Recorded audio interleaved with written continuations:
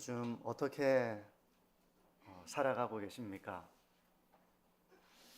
종종 우리가 길을 잃으면 여기가 어디지 하고 이렇게 두리번거리면서 주위를 살필 때가 있습니다. 여기가 어디지 하면서 근데 우리의 삶도 정신없이 살다가 보면은 또 바쁘게 살다 보면 생각 없이 이렇게 살 때가 있잖아요. 그러다 보면 가끔 내가 어떻게 살아가고 있는지를 이렇게 망각하면서 그 분주함에 빠져서 정신없이 살아갈 때가 있습니다. 오늘 바울의 삶을 들여다보면서 지금 우리는 어떤 길을 걸어가고 있는지 한번 돌아보실 수 있기를 바라고요. 내가 지금 잘 살아가고 있는지, 아니면 마땅히 걸어가야 할 그런 삶의 길에서 조금 멀리 이탈해 버린 그런 모습은 없는지를 점검해 보면서 하나님의 음성을 듣고 하나님의 뜻을 깨닫는 시간이 되었으면 합니다.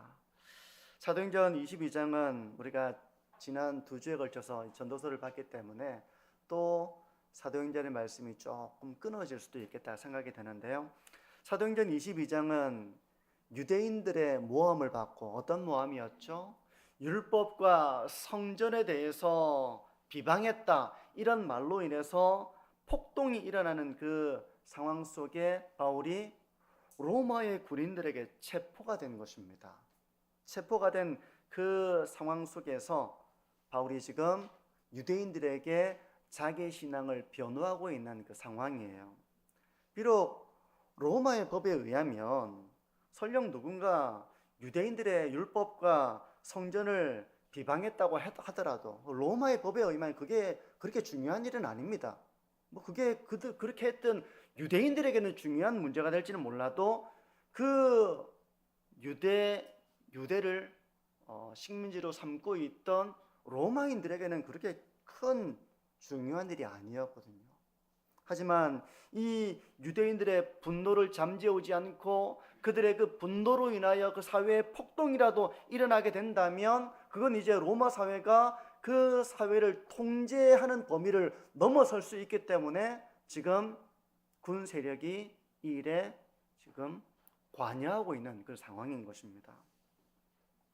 바울은 이 상황 속에서 자기의 삶을 변호하는데요. 자기의 신앙과 삶에 대해서 변호할 기회를 얻게 되는데 어떤 이야기를 했는가 하면 두 가지로 좀 요약을 해볼 수 있습니다. 첫 번째는 바울도 유대인이잖아요. 히브리인 중에 히브리인이고 유대인 중에 유대인이거든요. 그런 정통 유대인인 자신이 예수님을 믿게 된 그 회심의 사건에 대해서 바울은 말합니다.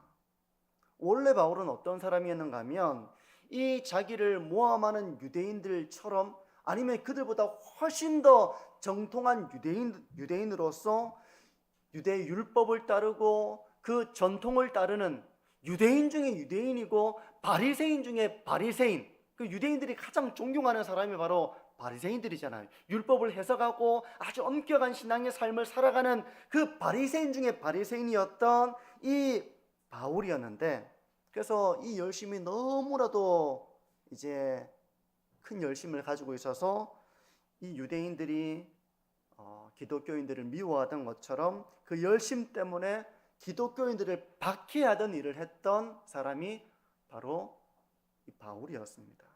여기 계신 분들은 대부분 잘 알고 계실 텐데요. 3절과 4절은 우리가 읽진 않았지만 22장 3절과 4절을 보시면 이렇게 말씀을 합니다. 나는 유대인으로서 길리기아 다소에서 나왔고 이 성에서 자라 가말리엘의 문화에서 우리 조상들의 율법에 엄한 교훈을 받았고 오늘 너희 모든 사람처럼 하나님께 대하여 열심히 있는 자라. 내가 이 돌을 박해하여 사람을 죽이기까지 하고 남녀를 결박하여 옥에 넘겼노니. 그러니까 과거의 바울의 삶은 이러했습니다. 이런 사람이 그리스도인이 되었으니, 이 돌을 비방하던 사람이 이 돌을 따르는 사람이 되었으니 바울은 유대 사회에서 이미 유명한 사람이었을 거예요. 아니 바울이 그런 사람이 됐어? 교회도 놀랐고 또 유대 사회도 놀랐을 것입니다. 근데 이런 일이 우리 주위에서도 일어나곤 합니다. 기독교를 싫어하고 교회 다니는 사람들을 무시하고 혐오했던 사람이 나중에 보면 신실한 그리스도인이 된 경우를 종종 우리가 볼 때가 있죠. 우리 교회도 이런 성도님들이 제가 계시는 걸로 알고 있습니다. 예수 믿으라고 말하는 사람들을 그렇게 무시하고 그 말을 듣지 않고 막 달가워하지 않고 속으로 혐오하고 기독교인들 다 막 이렇게 그런 마음을 가지고 있던 삶이었지만 지금은 누구보다도 신실하게 신앙의 길을 걸어가는 사람들이 이 자리에도 계실 겁니다. 바울의 경우를 보게 되면 바울은 기독교인들을 박해하기 위해서 다메섹이라는 도시로 가는 길에 예수님을 만나면서 그의 삶이 바뀌게 됩니다. 6절과 8절을 보십시오. 가는 중 다메섹에 가까이 갔을 때 오정쯤 되어 호련히 하늘로부터 큰 빛이 나를 둘러 비침에 내가 땅에 엎드러져 들으니 소리 있어 이르되 사울아 사울아 내가 왜 나를 박해하느냐 하시거늘 내가 대답하되 주님 누구시니까 하니 이르시되 나는 내가 박해하는 나사렛 예수라 하시더라. 호련히 비춰온 이 빛 때문에 바울은 그때 당시 이름은 사울이었습니다. 바울은 눈이 멀게 됩니다. 우리가 이제 밝은 빛을 보게 되면 순간적으로 캄캄해지면서 그렇게 되는 것처럼 바울은 잠시 동안이 아니라 며칠 동안 시력을 잃게 되고 시름시름 앓게 됩니다. 그래서 사람들의 부축을 받아서 다메섹이라는 도시로 들어가게 됩니다. 그리고 그곳에서 바울이 환상을 보게 돼요. 그 환상 속에서는 아나니아라고 하는 사람이 자신에게 안수하여 자기를 다시 보게 하는 그런 환상을 보게 되고요. 이 환상대로 예수님은 아나니아에게 바울에게로 가라고 명하십니다. 그리고 그를 안수하고 그를 다시 보게 하라고 명령하세요.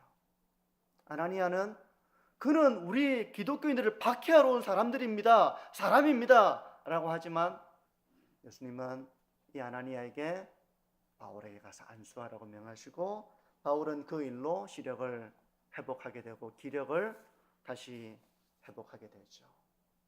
이 일을 계기로 하여 바울은 그리스도인이 됩니다. 그리스도인들을 미워하고 박해하던 자에서 자신이 이 도를 따르고 그리스도인이 되는 것입니다. 바울이 지금 자신을 향해 살기가 등등한 유대인들에게 이 사건을 말하는 이유가 뭘까요? 이 이야기를 왜 하는 겁니까? 두 가지로 좀 그 이유를 우리가 짐작해 본다면, 첫째는 그들과의 어떤 동질감을 그들이 느낄 수 있도록 하기 위한 의도가 있었을까요? 나도 과거에는 당신들처럼 율법에 그런 열심이 있었고 제가 바리새인 중에 바리새인이고 유대인들의 전통을 그 누구보다 따르는 사람이었습니다. 제가 바로 그 장본인이었습니다 라는 말을 통해서 그들이 어떤 동질감을 느껴서 자신을 향한 그 분노를 누그러뜨리려고 하는 그런 의도가 있었을 거예요. 그러면서도 두 번째는 이 자신이 그러한 과거에는 누구보다도 율법에 열심히 있고 유대인들의 전통을 그렇게 따르던 자신이 이렇게 변하게 된 그 회심의 계기를 말하면서 유대인들에게 이 복음에 대한 마음을 열게 하기 위한 그런 또 의도가 있었을 것입니다. 그러니까 바울은 한편으로는 그들의 분노를 누그러뜨리면서 결국 예수님을 믿게 하려는 그런 의도를 가지고 자기의 신앙을 간증하고 있는 것입니다. 지금.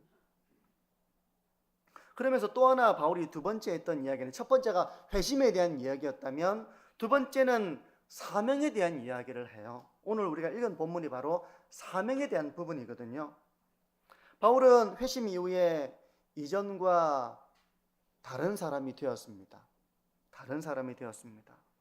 이전에는 예수님을 믿는 사람들을 핍박하는 사람이었지만 지금은 그 예수님을 전하는 자로 변화가 되었어요.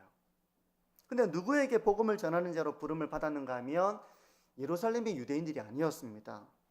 예수님은 그를 이방인들을 부르는 사도로 부르셨습니다. 그래서 21절을 보시면 이렇습니다.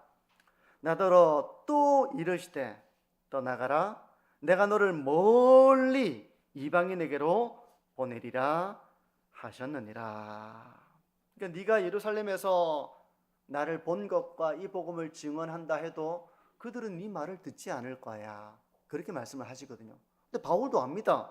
자기가 예수님을 믿는 사람들을 때리고 그리고 스데반이 피를 흘릴 때 그들을 찬성하던 사람들을 그렇게 자기가 박해했다는 것을 유대인들도 안다는 것이죠. 그렇기 때문에 예수님은 이 예루살렘을 떠나서 이방인들에게로 너를 보낼 것이다. 그렇게 말씀하시면서 이방인들에게 복음을 전하는 자로서의 사명을 바울에게 주십니다. 바울이 이 자신이 사명을 받은 일을 다시 떠올리면서 이 이야기를 하는 이유가 뭐겠습니까? 왜 이 이야기를 하겠습니까? 자기가 사명을 받았던 이 이야기를 하는 이유가 무엇이겠습니까? 그럼 바로 자신이 이 복음을 전하는 것이 하나님이 그에게 주신 사명이라는 것을 강조하기 위해서입니다. 내가 그냥 이 일을 하는 것이 아니다. 더더군다나 이 환상을 본 것은 성전이거든요. 바울이 성전에서 이 환상을 보게 되거든요.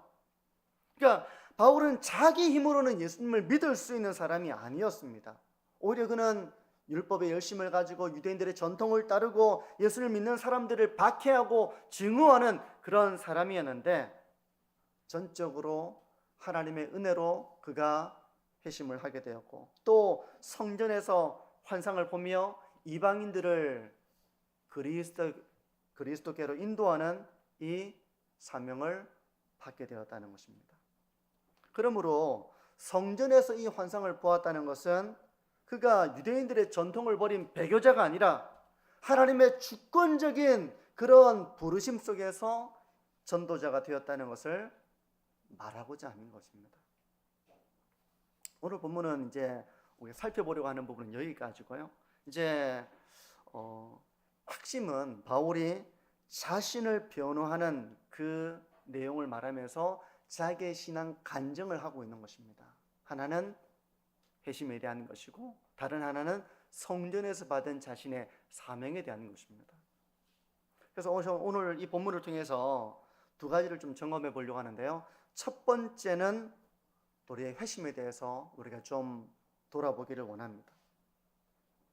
우리가 신앙인이라면 누구에게나 회심을 통한 은혜를 체험하고 믿음을 가지고 이전의 삶에서 돌아서서 신앙의 길을 걸어가게 된 지점들이 다 있습니다. 다 있어요. 이제 그 체험이라고 하는 건 사람마다 좀 다를 수 있겠죠. 아주 특별한 체험을 통해서 그 지점이 명확한 사람도 있어요. 병에서 치유가 되었다든지 기도원에 가서 부르짖어 기도하는 가운데 하나님의 큰 은혜를 경험하고 은사를 경험한 그런 체험을 통해서 회심을 하게 되었다든지 부흥에 참석했다든지 하는 그런 특별한 경험 속에서 회심을 한 사람도 있을 것입니다. 그런가 하면 모두가 그런 건 아니거든요. 모두가 그런 건 아닙니다. 어떤 사람은 가랑비에 옷이 젖듯이 어느 순간 신앙에 젖어들어서 내 생각이 바뀌고 내 생활이 바뀌고 어느 순간 서서히 믿음이 내 가운데 생겨서 신앙의 길을 걸어가는 그런 회심한 신앙의 사람들도 있습니다. 그런데 분명한 것은 우리가 그리스도인이라면 회심을 다 통과했다는 거예요. 그렇다면 회심의 증거가 이제 뒤따르게 되는 것이죠. 우리가 회심했다면 회심의 증거가 뒤따르게 됩니다. 어느 목사님의 책을 보니까 그 책의 서문에다가 이제 이런 글을 써놨는데요.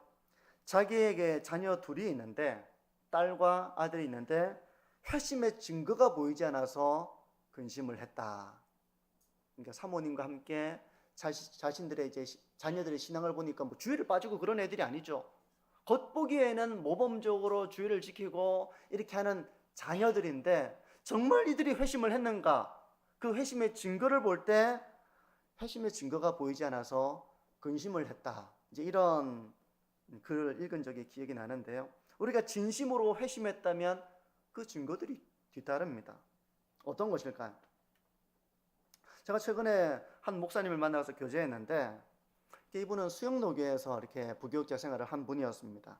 근데 이제 면접을 볼 때 그때 이제 뭐 생존에 계시던 정필도 목사님이 이제 면접을 하는 가운데 질문을 하나 하더랍니다.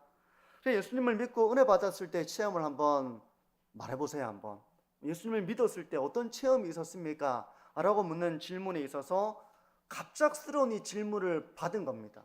만약 우리 성도님들에게 예수님을 믿을 때 어떤 체험이 있었습니까? 라고 물어본다면 어떤 대답을 하시겠습니까? 이 목사님이 갑작스러운 질문에 자기의 체험을, 자신이 경험한 것을 그냥 있는 그대로 이제 대답을 했는데, 이 목사님이 대답이 그랬습니다. 목사님, 저는 눈물이 그렇게 많이 났습니다. 제가 예수님을 믿고 은혜를 받았을 때 눈물이 참 많이 났습니다. 제가 두 가지 감정 때문에 눈물이 많이 났었는데, 하나는 죄송한 마음 때문이었습니다. 하나님을 모르고 자기 마음대로 살아온 삶, 그 많은 죄를 지으며 살아오던 삶에 대해서 너무 죄송해서 회개가 되어서 그렇게 눈물이 났다는 겁니다. 그러면서 또 하나는 감사한 마음 때문에 눈물이 났다는 거예요. 내가 참 죄인이고 하나님의 사랑할 만한 요소가 하나도 없는데 이런 나를 하나님의 자녀로 불러주신 그 은혜가 나에게 너무 감사해서 감격해서 눈물이 많이 났다는 말을 그 순간적으로 자기의 삶을 돌아보면서 말을 했다는 겁니다. 그러자 이 정필도 목사님이 합격 이렇게 해서 이제 수영노교에서 이제 사역을 하게 되었다는 이제 그 이야기를 제가 최근에 이제 듣게 되었는데요. 우리가 회심을 하고 나면 생각이 바뀌고 생활이 바뀌게 됩니다. 저는 이런 분명한 회심의 증거를 성경을 통해서 조금 점검을 해보고 싶은데요. 바울의 경우 그의 회심을 통해서 이런 변화의 지점들이 잘 보입니다. 두 가지로 좀 정리를 해볼 수 있는데요. 첫 번째, 바울은 회심 이후에 회심 전과 회심 이후를 비교해 보면 그는 이전에 자랑하던 것들이 많이 있었습니다. 자랑할 게 얼마나 많습니까? 바울은 로마의 시민권자이고 정통 유대인이고 이방인과 피가 섞여 있는 그런 유대인이 아니라 정통 유대인, 히브리인 중에 히브리인, 그리고 바리새인 중에 바리새인, 가말리알 문화에서 율법을 공부한 율법의 학자, 자랑할 게 너무 많았습니다. 근데 예수님을 믿고 난 다음에는 과거에 자기가 자랑하던 그 모든 것이 아무것도 아니라고 여기게 되었다는 것입니다. 빌립보서 3장 7절과 8절에서 바울은 이렇게 고백합니다. 그러나 무엇이든지 내게 유익하던 것을 내가 그리스도를 위하여 다 해로 여길 뿐더러 또한 모든 것을 해로 여김은 내 주 그리스도 예수를 아는 지식이 가장 고상하기 때문이라. 내가 그를 위하여 모든 것을 잃어버리고 배설물로 여김은 그리스도를 얻고, 이렇게 말하는데요. 이 빌립보서 3장 요 구절 전을 보게 되면 자신이 자랑할 만한 것들을 많이 이야기합니다. 좀 전에 제가 말씀드렸던 그런 것들을 가지고 있는 거예요. 요즘식으로 말하자면 그는 좋은 가정에서 태어나서, 좋은 가문에서 태어나서 서울대를 졸업하고, 우리나라에서 제일 좋은 대학교 서울대학교잖아요. 그는 그 당시에 가말리알 문화에서 율법을 공부하고 앞길이 창창한 그런 젊은이였던 것입니다. 로마 시민권을 가지고 있는 그런 사람이었던 거예요. 근데 예수님을 만나고 난 다음에 그 모든 것이 아무것도 아니다, 그리스도를 얻는 것에 비하면 그건 배설물과 같은 것이다, 그렇게 바울은 여기게 되었다는 것입니다. 저는 이것이 우선순위의 바뀜이라고 이렇게 좀 정리를 해봤습니다. 바울이 이제 이런 고백을 한다고 혹시 우리 아이들이 공부도 필요 없고 아무것도 필요 없고 출세할 필요도 없고 뭐 그런 허무주의 생각을 갖는 사람은 없겠죠. 근데 우선순위에서 보자면 그 모든 것은 상대적인 것이라는 고백이에요. 내가 열심히 하고 율법을 공부하고 그게 다 쓸모없는 건 아닙니다. 하나님의 영광을 위해서 누군가에게 필요하고 귀한 도구가 될 수 있어요. 근데 그리스도를 믿고 하나님의 자녀가 되는 데에는 내가 이전에 자랑했던 것들은 사실 아무것도 아니다라는 그런 우선순위의 뒤바뀜이 이루어진 거거든요. 근데 회심이라고 하는 것은 바로 하나님을, 예수님을 내 삶의 우선순위로 삼고 다른 모든 것들은 상대화시키는 것입니다. 회심이라고 하는 것은 그런 거예요. 내 삶의 가장 중요한 것이 바뀌었다는 것입니다. 두 번째, 회심 이후에 바울은 궁극적인 삶의 목적이 바뀌었습니다. 그의 목적은 잘 살고 잘 먹고 출세하고 명성을 얻고 이런 것에 있는 것이 아니었습니다. 빌립보서 1장 20절과 21절은 이렇게 고백합니다. 나의 간절한 기대와 소망을 따라 아무 일에든지 부끄러워하지 아니하고 지금도 전과 같이 온전히 담대하여 살든지 죽든지 내 몸에서 그리스도가 존귀하게 되게 하려 하나니 이는 내게 사는 것이 그리스도니 죽는 것도 유익함이라. 하나님의 영광을 위해 살고자 하는 것, 이게 회심의 강력한 증거입니다.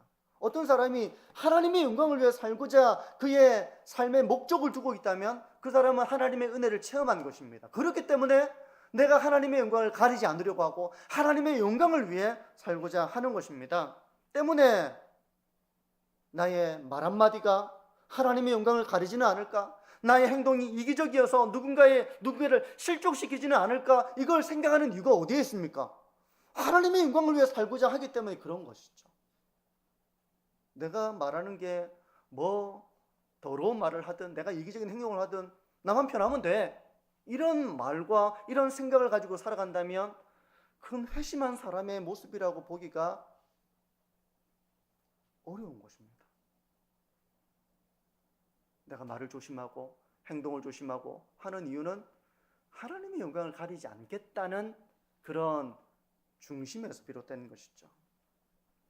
때문에 회심한 사람은 늘 자기를 살핍니다. 하나님의 영광을 혹 가리지는 않을까 조심합니다. 내 원함대로 내 유익을 따라 사는 것이 아니라 어떻게 사는 것이 하나님의 영광을 위한 삶일까, 주님의 뜻일까를 생각하며 사는 것, 회심했다는 증거 중에 하나예요. 삶의 목적이 바뀐 것입니다. 어떻습니까? 이런 회심의 증거들이 나에게 있는지를 한번 점검해 보는 것입니다.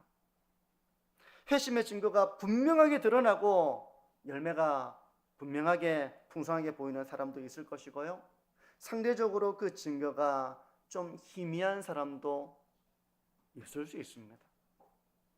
하지만 늘 스스로의 부정함을 보고 다른 사람의 가치가 아니라 다른 사람이 어떤 그런 잘못과 실수를 보는 것이 아니라 내 안에 들보와 같은 허물을 보고 하나님 앞에 겸손하게 꿇어 엎드리며 회개하면서 은혜를 구하는 삶을 살아간다면 그거 역시 회심했다는 증거일 것입니다. 그 회심이라고 하는 것이 완벽한 삶을 산다는 것이 아니죠. 하나님의 영광을 위해 살고자 하고 또 내가 주님의 기쁨이 되는 삶을 살고자 하지만 그렇지 못할 때도 참 있는 거예요. 그럴 때마다 하나님 앞에 회개하며 하나님의 은혜를 구하며 겸손하게 하나님의 자녀로서의 길을 걸어간다면 그거는 그 사람이 회심했다는 증거가 되는 것입니다. 이런 사람은 매주일 예배를 드리러 나올 때 아주 겸손한 예배자가 됩니다. 하나님께서 기뻐하시는 제사는 상한 마음으로 드리는 제사라고 했던 것처럼 예배를 드릴 때 자기 연약함을 아는 것이죠. 하나님, 저는 참 부끄럽습니다. 하나님, 참 죄송합니다. 이런 마음이 되어서, 애통한 마음이 되어서 겸손하게 꿇어 엎드리는 것입니다. 왜 그렇게 합니까? 회심했기 때문에 그런 것입니다.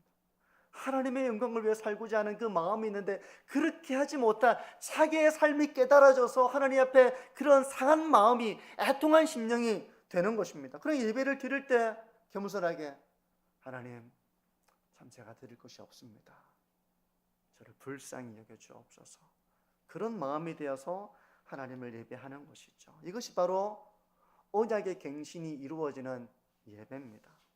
마치 하루에 묻은 때를 깨끗이 씻기 위해서 세수하고 발을 닦고 샤워를 하는 것처럼, 그렇게 말끔하게 몸을 깨끗하게 하는 것처럼 영혼을 정결하게 하는 삶을 살아가는 그 중심에는 우리 주일 예배가 있습니다. 주일 예배. 성도 여러분, 지금 어떤 신앙의 걸음을 걸어가고 있는가 한번 자기를 돌아보시기를 바랍니다. 이러한 회심과 회심의 증거들이 나타나고 있는가? 그래서 주일마다 하나님 앞에 상한 마음이 되어 하나님 앞에 서고 하나님의 은혜와 치유를 경험해서 다시 관계를 회복하고 처음 사랑을 회복하고 처음 행위를 회복하는 그런 신앙의 길을 매주 그 신앙의 길을 걸어가고 있는가? 그래서 이 회심의 증거들이 분명하게 나타나고 처음 사랑을 간직하며 그 은혜를 누리는 길을 걸어가고 있는가? 자기를 점검해 보시기를 바랍니다. 오늘 설교에서 두 번째로 점검해 보기를 원하는 것은 우리의 사명입니다. 성도님들은 주님으로부터 받은 사명이 있으십니까? 이렇게 말하면 그게 뭐지? 이렇게 생각되는 우리의 주일학교 학생들과 또 성도님들이 계실지도 몰라요. 저는 20대 때 영적으로 제가 방황을 하면서 기독교 신앙을 바닥부터 다시 다질 때 제가 첫 번째로 관심을 둔 것은 이 기독교 신앙에 대한 분명한 믿음을 가지는 것이었습니다. 왜냐하면 저는 이제 의심하고 있었고 회의에 빠져 있었고 하나님이 계신지도 모르겠고 완전히 이 모든 것이 지금 밑바닥으로 내려가가지고 모든 것을 의심하는 그런 상태가 되었던 적이 있었거든요. 그러면서 제가 처음으로 관심을 두었던 것은 이 기독교 신앙을 밑바닥부터 다져가며 분명한 믿음을 가지는 것을 제가 첫 번째 목표로 가졌고요. 두 번째 제가 목표로 가졌던 것은 그 믿음을 가지고 난 다음에 제가 목표로 가졌던 것은 그러면 내가 앞으로 어떤 삶을 살 것인가? 내가 하나님의 자녀인 것은 내가 알겠는데, 하나님의 살아계신 것은 알겠는데, 나의 기도에 응답하시고 나의 삶을 인도하시는 하나님이신 줄은 알겠는데 하나님, 저는 제가 뭘 해야 되는지 모르겠습니다. 이런 마음이었거든요. 제가 그러면서 제가 기도했던 것이 사명에 대한 것이었습니다. 앞으로 어떤 일을 하며 평생에 살아갈 것인가를 두고 제가 기도를 했습니다. 그런 때 어느 날 하나님께서 저에게 환상처럼 보여주신 것이 있었습니다. 제가 그 홈페이지에도 그걸 적어놨거든요. 저희 신앙의 어떤 간증과 같은 부분인데, 제가 신앙의 기초가 약해서 의심했잖아요. 은혜를 경험했지만 회심 이후에 회심의 보존을 하지 못해서 흔들리고 의심하고 낙심하고 영적 침체에 빠지고 혼란을 겪고 하는 이 길을 걸어가면서도 그런 가운데서도 사실 교회에서 그런 저의 신앙에 대해서 돌봄을 받지 못했습니다. 왜냐하면 신앙의 약함을 말할 수 있는 교회 분위기가 아니었어요. 항상 교회 와서는 신앙이 있는 척, 은혜가 넘치는 척, 성령 충만한 척, 이런 행세를 해야만 이제 인정을 받는 그런 교회 풍토와 분위기가 있었기 때문에 사실 요즘 제가 낙심이 됩니다 이런 얘기를 하는 순간 시험 들었다 뭐 이런 얘기를 하는 정죄받는 분위기였기 때문에 제가 저희 신앙을 진실하게 얘기할 수 있는 그런 토대와 풍토가 교회 가운데 없었습니다. 상당히 외로웠어요. 그 외로움을 제가 알고 있기 때문에 얼마든지 신앙의 길을 걸어가면서 낙심에 빠질 수 있고 영적 침체에 빠질 수 있는 겁니다. 믿음이 흔들릴 수 있는 것입니다. 의심에 빠질 수가 있는 것입니다. 그런 사람들에게 이런 진리의 기초 위에서 신앙의 길을 걸어갈 수 있도록 나는 그렇게 하나님의 말씀을 가르치고 진리를 전하는 그런 사람이 되고 싶다는 헌신을 제가 하게 되는 것입니다. 그게 목회를 하겠다는 건 아니었지만 어쨌든 그 헌신을 드리고 나서 저는 철학을 공부하고요. 철학을 공부한 건 철학관 차리려고 한 게 아니라 기독교 사상을 더 깊이 이해할 뿐만 아니라 기독교인들이 아닌 세상 사람들의 사상과 철학과 그들의 신념이 무엇인가를 제가 배우려고 철학을 공부한 거였고요.